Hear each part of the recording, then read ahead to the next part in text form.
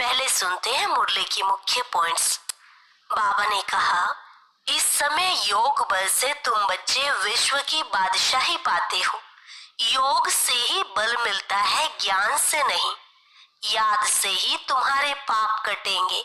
औरों को भी वही समझा सकेंगे जो याद की यात्रा में होंगे। इसलिए तुम्हें योग का जौहर भरना है। फिर कहा, सिर्फ यही अभ्यास करते रहो। हम आत्मा है, इस शरीर से न्यारे हैं, शांत स्वरूप है। अगर 1 घंटा भी ऐसे अशरीरी होकर बैठो तो कितने पावन हो जाए। नंबर 1 पावन बनना है तो यह गुप्त पुरुषार्थ करो। चार्ट लिखने से बहुत सुधार आता है। तभी तो बाप हमेशा समझाते हैं, डायरी रखो। डायरी रखना माना बाप को याद करना, उसमें बाप की याद लिखनी है। यह युक्ति बहुत अच्छी है। डायरी भी मददगार बनेगी, पुरुषार्थ बढ़ेगा। फिर कहा, बाप तो रास्ता बताते हैं, अपने ऊपर रहम व कृपा स्वयं ही करनी है। टीचर सिर्फ पढ़ाते हैं, आशीर्वाद नहीं करते।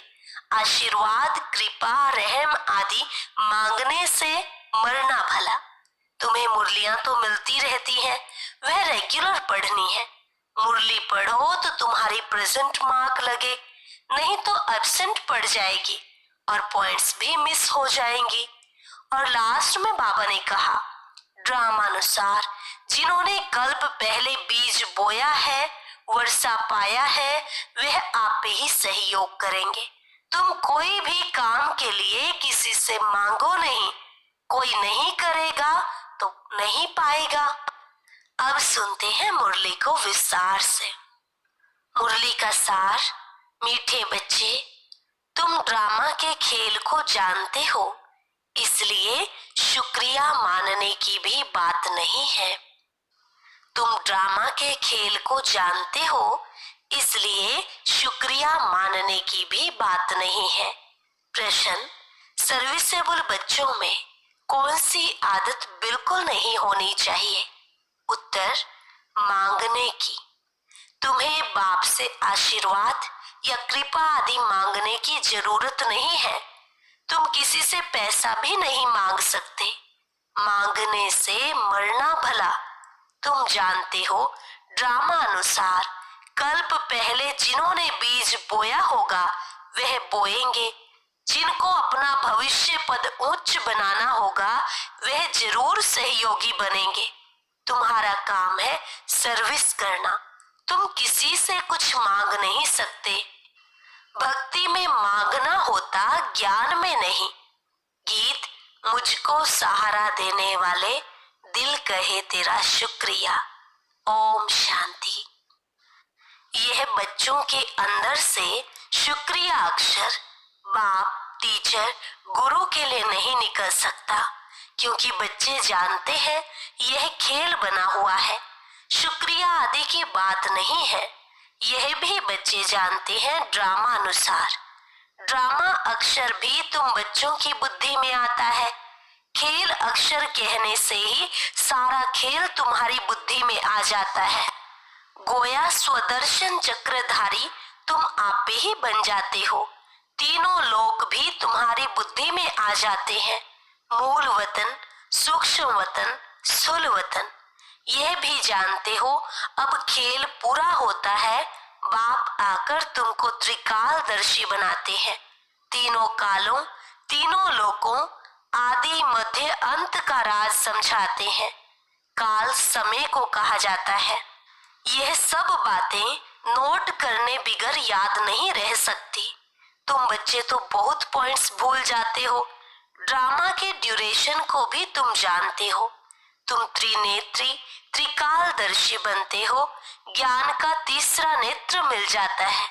सबसे बड़ी बात है कि तुम आस्तिक बन जाते हो, नहीं तो निधन के थे। यह ज्ञान तुम बच्चों को मिल रहा है। स्टूडेंट की बुद्धि में सदैव नॉलेज मंथन होती है। यह भी नॉलेज है ना। उच्च ते उच्च बाप ही नॉलेज देते हैं ड्रामा अनुसार। ड्रामा अक्षर भी तुम्हारे मुख से निकल सकता है, सो भी जो बच्चे सर्विस पर तत्पर रहते हैं। अभी तुम जानते हो हम ऑर्फन थे, अब बेहद का बाप धनी मिला है तो धन के बने हैं। पहले तुम बेहद के ऑर्फन थे। बेहद का बाप बेहद का सुख देने वाला है और कोई बाप नहीं जो ऐसा सुख देता हो। नई दुनिया, पुरानी दुनिया, यह सब तुम बच्चों की बुद्धि में है, परंतु औरों को भी यथार्थ रीति समझाएं, इस ईश्वरीय धंधे में लग जाएं। हर एक के सरकमस्टांस अपने अपने होते हैं, समझा भी वही सकेंगे जो याद की यात्रा में होंगे। याद से बल मिलता है ना, बाप है ही जौहरदार तलवार, तुम बच्चों को जौहर भरना है। योग बल से विश्व की बादशाही पाते हो। योग से बल मिलता है, ज्ञान से नहीं। बच्चों को समझाया है नॉलेज सोर्स ऑफ इनकम है। योग को बल कहा जाता है। रात दिन का फर्क है। अब योग अच्छा या ज्ञान अच्छा, योग ही नामी ग्रामी है। योग अर्थात बाप की याद। बाप कहते हैं इस याद से ही तुम्हारे पाप कट जाएंगे। इस पर ही बाप जोर देते हैं। ज्ञान तो सहज है। भगवान वाच, मैं तुमको सहज ज्ञान सुनाता हूँ, 84 के चक्र का ज्ञान सुनाता हूँ। उसमें सब आ जाता है। हिस्ट्री ज्योग्राफी है ना। ज्ञान और योग दोनों है सेकंड का काम। बस हम आत्मा है, हमको बाप को याद करना है। इसमें मेहनत है। याद की यात्रा में रहने से शरीर की जैसे विस्मृति हो जाती। घंटा भर भी ऐसे अशरीरी होकर बैठो तो कितने पावन हो जाएं। मनुष्य रात को कोई 6 कोई 8 घंटा नींद करते हैं तो अशरीरी हो जाते हैं ना। उस समय में कोई विकर्म नहीं होता है, आत्मा थक कर सो जाती है। ऐसे भी नहीं कोई पाप विनाश होते हैं, नहीं, वह है नींद। विकर्म कोई होता नहीं है। नींद ना करे तो पाप ही करते रहेंगे। तो नींद भी एक बचाव है। सारा दिन सर्विस कर आत्मा कहती है मैं अब सोता हूँ, अशरीरी बन जाता हूँ। तुमको शरीर होते अशरीरी बनना है। हम आत्मा इस शरीर से न्यारी शांत स्वरूप है। आत्मा की महिमा कभी नहीं सुनी होगी। आत्मा सत्य चित आनंद स्वरूप है। परमात्मा की महिमा गाते हैं कि सत्य है, चैतन्य है, सुख शांति का सागर है। अब तुमको फिर कहेंगे मास्टर। बच्चे को मास्टर भी कहते हैं। तो बाप युक्तियां भी बतलाते रहते हैं। ऐसे भी नहीं सारा दिन नींद करनी है, नहीं, तुमको तो याद में रह पापों का विनाश करना है। जितना हो सके बाप को याद करना है। ऐसे भी नहीं बाप हमारे ऊपर रहम व कृपा करते हैं, नहीं, यह उनका गायन है। रहम दिल बादशाह, यह भी उनका पार्ट है। तमो प्रधान से सतो प्रधान बनाना। भक्त लोग महिमा गाते हैं, तुम्हें सिर्फ महिमा नहीं गानी है। यह गीत आदि भी दिन प्रतिदिन बंद होते जाते हैं। स्कूल में कभी गीत होते हैं क्या? बच्चे शांति में बैठे रहते हैं, टीचर आता है तो उठकर खड़े होते हैं, फिर बैठते हैं। यह बाप कहते हैं मुझे तो पार्ट मिला हुआ है पढ़ाने का, सो तो पढ़ाना ही है। तुम बच्चों को उठने की दरकार नहीं, आत्मा को बैठ सुनना है। तुम्हारी बात ही सारी दुनिया से न्यारी है। बच्चों को कहेंगे क्या तुम उठो? नहीं, वे तो भक्ति मार्ग में करते हैं, यहाँ नहीं। बाप तो खुद उठकर नमस्ते करते हैं। स्कूल में अगर बच्चे देरी से आते हैं तो टीचर या तो रूल लगाएंगे या बाहर में खड़ा कर देंगे। इसलिए डर रहता है टाइम पर पहुंचने का। यहाँ तो डर की बात नहीं। बाप समझाते रहते हैं, मुरलियां मिलती रहती हैं, वह रेगुलर पढ़नी है। मुरली पढ़ो तो तुम्हारी प्रेजेंट मार्क पड़े, नहीं तो अब्सेंट पड़ जाएगी। क्योंकि बाप कहते हैं तुमको गुह्य गुह्य बातें सुनाता हूँ। तुम अगर मुरली मिस करेंगे तो वह पॉइंट्स मिस हो जाएंगी। यह है नई बातें जो दुनिया में कोई नहीं जानते। तुम्हारे चित्र देखकर ही चकित हो जाते हैं। कोई शास्त्रों में भी नहीं है। भगवान ने चित्र बनाए थे। तुम्हारी यह चित्रशाला है नई। ब्राह्मण कुल के जो देवता बनने वाले होंगे उनकी बुद्धि में ही बैठेगा। कहेंगे ये तो ठीक है, कल्प पहले भी हमने पढ़ा था। जरूर भगवान पढ़ाते हैं। भक्ति मार्ग के शास्त्रों में पहले नंबर में गीता ही है, क्योंकि पहला धर्म ही यह है। फिर आधा कल्प के बाद उसके भी बहुत पीछे दूसरे शास्त्र बनते हैं। पहले इब्राहिम आया तो अकेला था, फिर 1 से 2, 2 से 4 हुए। जब धर्म की वृद्धि होते होते 1,00,000 हो जाते तो शास्त्र आदि बनते हैं। उनके भी आधा समय बाद ही बनते होंगे। हिसाब किया जाता है ना। बच्चों को तो बहुत खुशी होनी चाहिए, बाप से हमको वर्षा मिलता है। तुम जानते हो बाप हमको सारा ज्ञान सृष्टि चक्र का समझाते हैं। यह है बेहद की हिस्ट्री ज्योग्राफी। सबको बोलो यहाँ वर्ल्ड की हिस्ट्री ज्योग्राफी समझाई जाती है जो और कोई सिखला न सके। भले वर्ल्ड का नक्शा निकालते हैं, परंतु उसमें यह कहाँ दिखलाते कि लक्ष्मी नारायण का राज्य कब था, कितना समय चला। वर्ल्ड तो एक ही है। भारत में ही राज्य करके गए हैं, अब नहीं है। यह बातें किसकी भी बुद्धि में नहीं है। वे तो कल्प की आयु ही लंबी लाखों वर्ष कह देते। तो मीठे मीठे बच्चों को कोई जासी तकलीफ नहीं देते। बाप कहते हैं पावन बनना है। पावन बनने के लिए तुम भक्ति मार्ग में कितने धक्के खाते हो, अब समझते हो। धक्का खाते खाते 2500 वर्ष गुजर गए। अब फिर बाबा आया है फिर से राज्य भाग्य देने। तुमको यही याद है, पुरानी से नई और नई से पुरानी दुनिया जरूर होती है। अभी तुम पुराने भारत के मालिक हो ना, फिर नए के मालिक बनेंगे। एक तरफ भारत की बहुत महिमा गाते रहते, दूसरे तरफ फिर बहुत गलानी करते रहते। वह भी तुम्हारे पास गीत है, तुम समझाते हो अब क्या क्या हो रहा है। यह दोनों गीत भी सुनाने चाहिए। तुम बता सकते हो कहाँ राम राज्य, कहाँ यह बाप है गरीब निवाज। गरीबों की ही बच्चियां मिलेंगी, साहूकारों को तो अपना नशा रहता है। कल्प पहले जो आए होंगे वही आएंगे। फिक्रात की कोई बात नहीं। शिव बाबा को कभी कोई फिक्रात नहीं होती, दादा को होगी। इनको अपना भी फिक्र है। हमको नंबर 1 पावन बनना है। इसमें है गुप्त पुरुषार्थ। चार्ट रखने से समझ में आता है इनका पुरुषार्थ जास्ती है। बाप हमेशा समझाते रहते हैं डायरी रखो। बहुत बच्चे लिखते भी हैं, चार्ट लिखने से सुधार बहुत हुआ है। यह युक्ति बहुत अच्छी है, तो सबको करना चाहिए। डायरी रखने से तुमको बहुत फायदा होगा। डायरी रखना माना बाप को याद करना, उसमें बाप की याद लिखनी है।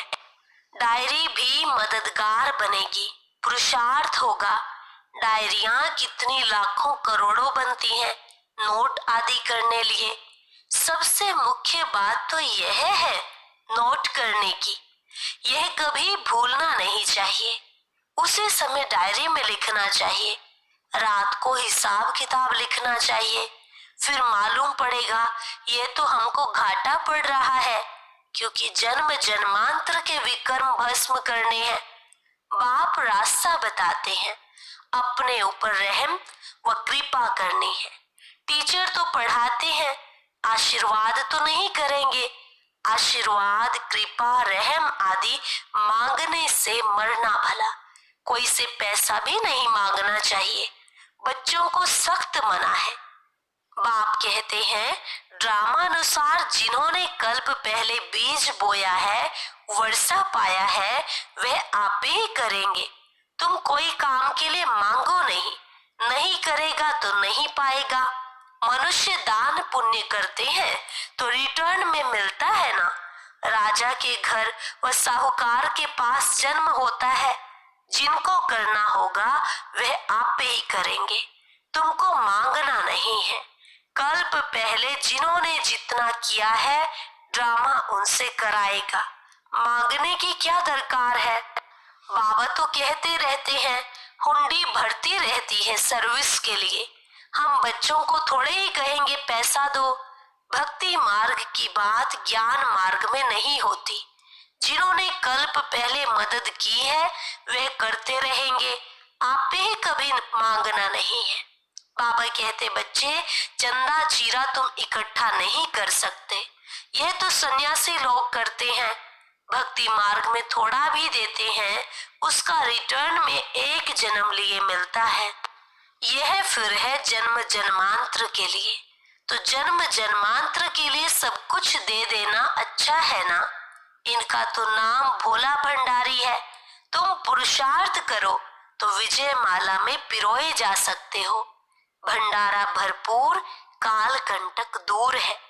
वहां कभी अकाले मृत्यु नहीं होती। यहाँ मनुष्य काल से कितना डरते हैं।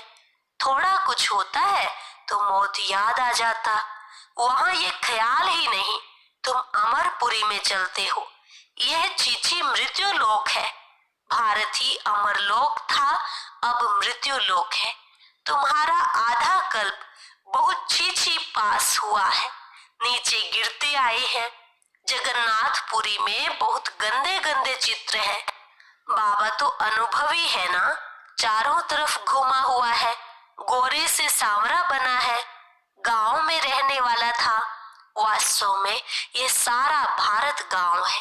तुम गांव के छोरे हो। अब तुम समझते हो हम विश्व के मालिक बनते हैं। ऐसे मत समझना हम तो बॉम्बे में रहने वाले हैं। बॉम्बे भी स्वर्ग के आगे क्या है, कुछ भी नहीं, एक पत्थर भी नहीं। हम गांव के छोरे निधन के बन गए हैं। अब फिर हम स्वर्ग के मालिक बन रहे हैं तो खुशी रहनी चाहिए। नाम ही है स्वर्ग। कितने हीरे जवाहरात महलों में लगे रहते हैं। सोमनाथ का मंदिर ही कितना हीरे जवाहरातों से भरा हुआ था। पहले पहले शिव का मंदिर ही बनाते हैं। कितना साहूकार था। अभी तो भारत गांव है, सतयुग में बहुत माला माल था। यह बातें दुनिया में तुम्हारे सिवाय कोई भी नहीं जानते। तुम कहेंगे कल हम बादशाह थे, आज फकीर हैं, फिर विश्व के मालिक बनते हैं। तुम बच्चों को अपने भाग्य पर शुक्रिया मानना चाहिए। हम पद्मा पदम भाग्यशाली हैं। अच्छा, मीठे मीठे सिकिलधे बच्चों प्रति मात पिता बाप दादा का याद प्यार और गुड मॉर्निंग। रूहानी बाप की रूहानी बच्चों को नमस्ते। रूहानी बच्चों की रूहानी बाप दादा को नमस्ते नमस्ते, गुड मॉर्निंग। धारणा के लिए मुख्य सार। पहली पॉइंट, विकर्मों से बचने के लिए इस शरीर में रहते अशरीरी बनने का पुरुषार्थ करना है। याद की यात्रा ऐसी हो जो शरीर की विस्मृति होती जाए। दूसरी पॉइंट, ज्ञान का मंथन कर आस्तिक बनना है। मुरली कभी भी मिस नहीं करनी है। अपनी उन्नति के लिए डायरी में याद का चार्ट नोट करना है। वरदान, नॉलेज रूपी चाबी द्वारा भाग्य का अखुट खजाना प्राप्त करने वाले माला माल भव। नॉलेज रूपी चाबी द्वारा भाग्य का अखुट खजाना प्राप्त करने वाले माला माल भव। संगम युग पर सभी बच्चों को भाग्य बनाने के लिए नॉलेज रूपी चाबी मिलती है। यह चाबी लगाओ और जितना चाहे उतना भाग्य का खजाना लो। चाबी मिली और माला माल बन गए। जो जितना माला माल बनते हैं उतना खुशी स्वतः रहती है। ऐसे अनुभव होता है जैसे खुशी का झरना अखुट अविनाशी बहता ही रहता है। वे सर्व खजानों से भरपूर माला माल दिखाई देते हैं। उनके पास किसी भी प्रकार की अप्राप्ति नहीं रहती। स्लोगन: बाप से कनेक्शन ठीक रखो